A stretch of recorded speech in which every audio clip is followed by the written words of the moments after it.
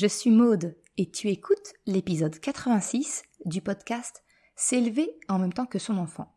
Dans l'épisode d'aujourd'hui, j'aimerais te montrer ce qu'il se cache réellement derrière les mots « je veux » de ton enfant et te montrer que ce n'est peut-être pas complètement ce que tu penses. Salut et bienvenue sur le podcast S'élever en même temps que son enfant. Je suis Maude, coach certifié chez Mercredi, mais surtout maman de 3 enfants. Sur ce podcast, je t'aide à conjuguer la bienveillance avec la réalité de ton quotidien de maman. Utiliser ton choix d'une parentalité bienveillante comme un accélérateur de ton propre développement personnel. T'aider à changer de regard sur les situations que tu vis avec ton enfant pour t'en servir, pour grandir et apprendre sur toi. Hey, salut! Je suis contente de te retrouver aujourd'hui pour un épisode où j'aimerais te décrypter un petit peu ce qu'il se cache réellement derrière l'expression quand ton enfant, tu sais, te dit « je veux ce bonbon, je veux que tu m'achètes cette peluche, je veux ce jouet ».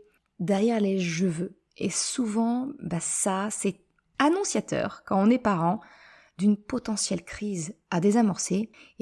J'aimerais te présenter dans l'épisode d'aujourd'hui un changement de regard, comme tu sais que j'en ai l'habitude, pour te permettre de voir les choses sous un autre angle et comprendre que finalement, de cette prise de conscience, tu peux en découler un super outil pour dégoupiller, pour désarmer toutes ces potentielles crises avec ton enfant et l'accompagner et accueillir toutes ces émotions. Parce qu'on le sait bien, en tant que parent, quand on entend cette petite phrase « je veux des bonbons, je veux ce jouet », on ne sait pas trop comment faire face aux injonctions de notre enfant. C'est souvent là où on se met à redouter une potentielle tempête émotionnelle si jamais on est dans la position de lui refuser la chose. Dans l'épisode bonus numéro 4 de la saison 1 du podcast, je t'avais partagé mes 4 astuces pour te permettre d'éviter justement des crises quand elles surviennent comme ça dans un magasin où on se sent encore plus stressé en tant que parent parce que on est dans un espace public, il y a des regards autour de nous et je t'avais partagé ainsi mes 4 astuces pour justement éviter la plupart des crises dans les magasins. Tu retrouveras le lien en description de l'épisode ou sinon il te suffit d'aller sur le site merrecredi.com/B4. Dans l'épisode d'aujourd'hui, j'aimerais aller un peu plus loin que ce que j'avais fait dans ce premier épisode pour vraiment te permettre de peut-être changer de regard sur l'objet de convoitise de ton enfant. Parce que quand notre enfant nous dit « je veux ça », nous, en tant que parents, on le prend pour un ordre, pour une injonction, pour un potentiel caprice, même si je déteste ce mot-là, mais ça n'empêche. On a souvent été élevés avec ce mot-là et donc il nous vient en automatisme dans notre tête. Bref, on interprète cela comme une menace potentielle d'une crise à venir. Alors oui, on est bien d'accord, toi et moi, l'expérience nous prouve, sans doute, que les désirs de nos enfants font l'objet d'une crise derrière. Oui, souvent c'est corrélé. Mais j'ai envie de te proposer aujourd'hui une petite réflexion. Peut-être que justement, ces tempêtes émotionnelles, elles sont peut-être dues à nos réactions à nous en tant que parents. Ton enfant mentionne son désir. Je veux ce bonbon, je veux ce jouet, peu importe. L'objet du désir, j'ai envie de te dire. Nous, on va interpréter ça, comme un caprice à venir. On va se tendre et on répond fermement « non ». Et notre enfant, il ne se sent pas entendu dans son souhait. Il ne se sent pas compris. Il a vraiment l'impression, et puis c'est pas qu'une impression, mais que la porte se referme. Et donc, qu'est-ce qu'il fait ton enfant ? Il se braque. Et là, c'est la crise, c'est la tempête émotionnelle. Finalement, ça revient un petit peu à l'enchaînement que je t'ai présenté dans l'épisode où je t'ai proposé une mini-séance de coaching, l'épisode 37. Encore une fois, si tu veux aller plus loin, cet épisode il est disponible, il suffit juste de chercher l'épisode 37 du podcast et si tu veux retrouver l'article, c'est tout simple, tu vas sur merrecredi.com/37. Encore une fois, tous les liens sont en description de l'épisode. Mais bref, revenons-en au sujet du jour. Il y a donc un lien direct entre la situation que l'on vit, notre façon inconsciente, de la percevoir, ça va être à travers nos pensées, et comment on réagit et du coup, ce que l'on obtient. Parce que notre façon d'être, en fait, elle va influencer le comportement-réponse de l'autre. Ce que je dis ici, en fait, c'est que ta perception d'avoir l'impression de faire face à un caprice, à une crise potentielle, face au désir de ton enfant, eh bien, ça va venir conditionner le fait que ça le devienne. Alors oui, je sais, ça peut te paraître tordu, un peu tarabiscoté sur les bords. Et pourtant, c'est ainsi que nous fonctionnons, nous, êtres humains. Nos pensées teintent la perception des choses, de la situation.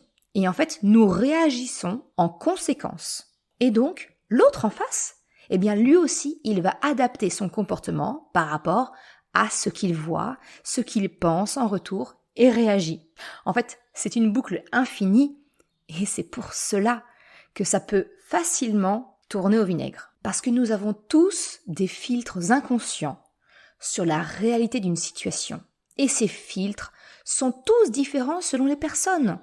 C'est ce qu'on appelle les biais cognitifs, les croyances limitantes, etc. Ça, c'est vraiment quelque chose qui est très important, qui est lié aux pensées. Si tu désires aller plus loin, je t'explique en fait tout ça dans la formation S'élever en même temps que ses émotions. Vraiment la formation qui est dédiée à l'intelligence émotionnelle, comment mieux vivre ses émotions et accompagner celles de son enfant.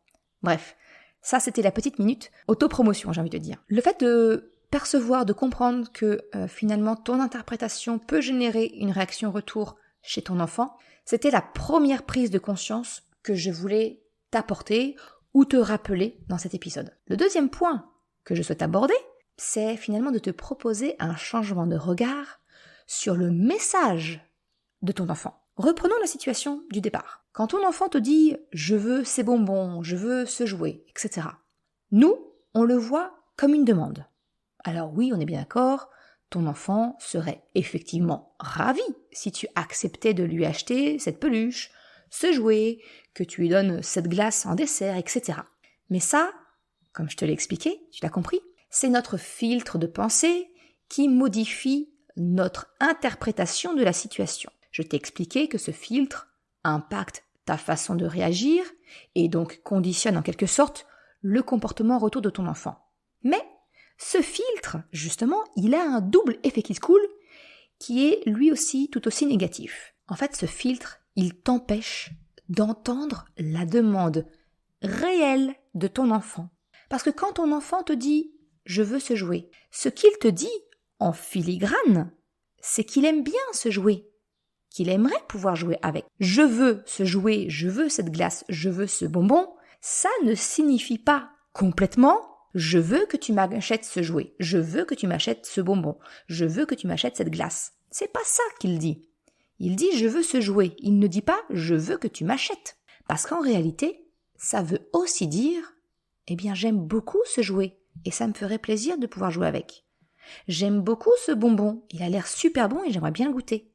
J'aime beaucoup cette glace, j'aimerais beaucoup la manger. » En fait, derrière le « je veux » se cache aussi un « j'aime ».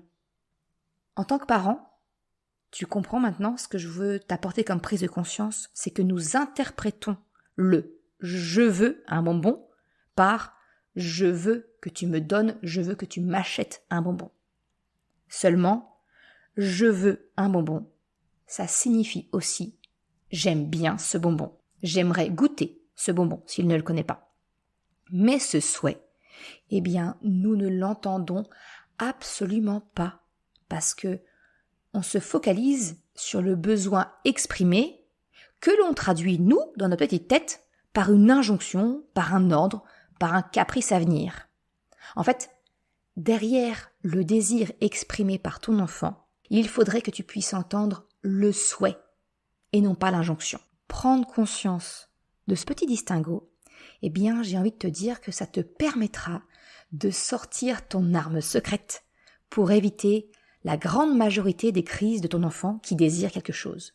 En fait, tu peux saisir l'information de l'intérêt de ton enfant pour justement accueillir toutes les émotions de ton enfant et ainsi désamorcer une potentielle crise, entre guillemets. Cette voiture bleue te plaît beaucoup ? Je le vois. Mais qu'est-ce que tu aimes dans cette voiture ? Qu'a-t-elle de plus que celle que tu as déjà à la maison ? Ah oui, c'est vrai que celle-ci, elle a les portes qui s'ouvrent. C'est cela que tu aimes? Pouvoir manipuler, jouer et ouvrir les portières? C'est vrai qu'elle est sympa. Eh bien, si tu veux, je te prends en photo avec. Comme cela, eh bien, je la note comme idée cadeau pour ton anniversaire ou pour Noël et on se souviendra du modèle exact. Tu le comprends à travers l'exemple que je viens de te partager? En fait, tu vas venir prendre en considération l'intérêt de ton enfant pour le jouet, le bonbon, l'attraction, peu importe. Ça va te permettre d'entendre toutes ses émotions. Alors oui, d'entendre son désir de possession, d'accord, mais également son intérêt pour la chose en question. Et si tu y réfléchis bien, je pense que tu as déjà fait le lien. En fait, c'est une astuce en parentalité bienveillante que tu as sans doute déjà croisée. C'est d'utiliser l'imaginaire de ton enfant pour le détourner de quelque chose. Tu aimerais une glace? Ah, je te comprends. Tu aimes bien la glace? Et c'est quoi ton parfum préféré? Ah oui, c'est vrai que c'est bon. Eh bien, tu sais quoi, la prochaine fois que l'on viendra, on pourra peut-être effectivement prévoir d'acheter une glace. Moi, je la choisirai au chocolat. Et toi, tu voudrais la fraise? Tu viens de me dire que c'est ton parfum préféré, c'est ça? En fait, de cette manière, eh bien, tu accueilles totalement les émotions de ton enfant, de son désir que tu lui offres le jouet, jusqu'à l'expression de son attirance pour ce jouet, justement. En fait, tu entends son intérêt et son désir de possession. Tu entends les deux et tu le comprends. En réalité, tous les désirs ne sont pas nécessairement des souhaits de possession. En fait, il y a beaucoup plus de signification derrière un « je veux » que ce qu'il n'y paraît. Le petit mot « je veux », c'est également une manière d'exprimer l'intérêt que l'on peut avoir pour quelque chose. Si je te partage mon cas personnel, eh bien, actuellement, notre fille nous répète à longueur de journée qu'elle veut un chien et un lapin. Eh bien, c'est aussi une manière pour elle de nous signifier, eh bien, tout simplement, qu'elle adore les chiens et qu'elle adore les lapins. Le fait est que si on s'arrête à l'interprétation de l'injonction de possession d'un animal, eh bien, c'est la crise assurée à la maison. Parce que mon mari, pour ses raisons qui lui sont propres, ne souhaite ni l'un ni l'autre. Et ça, eh bien, j'ai envie de te dire, ça a provoqué beaucoup, mais alors beaucoup de disputes à la maison. De pleurs, de la tristesse, de la frustration, de se dire que c'est ferme et définitif, il n'y aura jamais de lapin ou de chien à la maison, de la culpabilité aussi chez mon mari, de se dire qu'en fait, eh bien, le fait qu'il n'en veuille pas, il prive sa fille d'un plaisir à venir. Autant dire qu'on a un cocktail émotionnel entre père et fille très explosif. Eh bien, en fait, on a adopté ce fameux changement d'angle que je te propose aujourd'hui, et en fait, ça a tout changé à la maison. Aujourd'hui, on entend l'amour de notre fille pour les chiens. Alors certes, son besoin n'est pas complètement assouvi, parce que ni le chien ni le lapin n'a rejoint notre foyer. Mais elle ne se sent plus incomprise comme avant. Elle n'a plus cette sensation de porte close.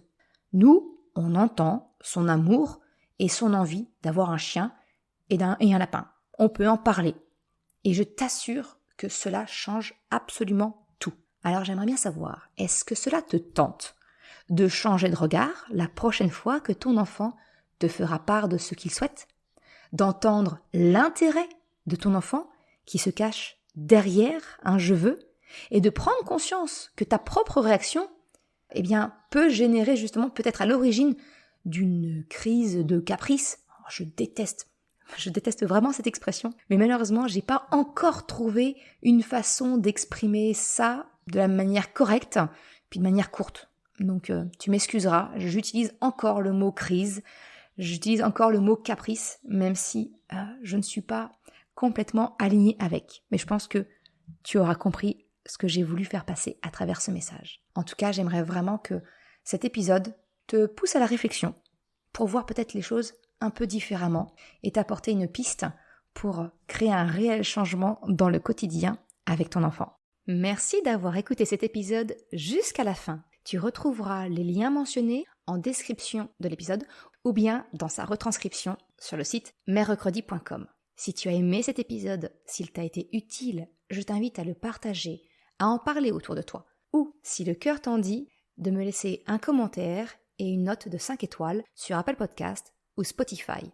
Cela me permet de faire connaître le podcast et m'encourage à progresser. Un grand merci à celles et ceux qui prennent le temps de le faire ou de m'envoyer un message privé si leur plateforme d'écoute ne le permet pas. Je te souhaite une excellente journée, après-midi, soirée, quel que soit le moment où tu écoutes et je te dis à la semaine prochaine pour un nouvel épisode. Ciao!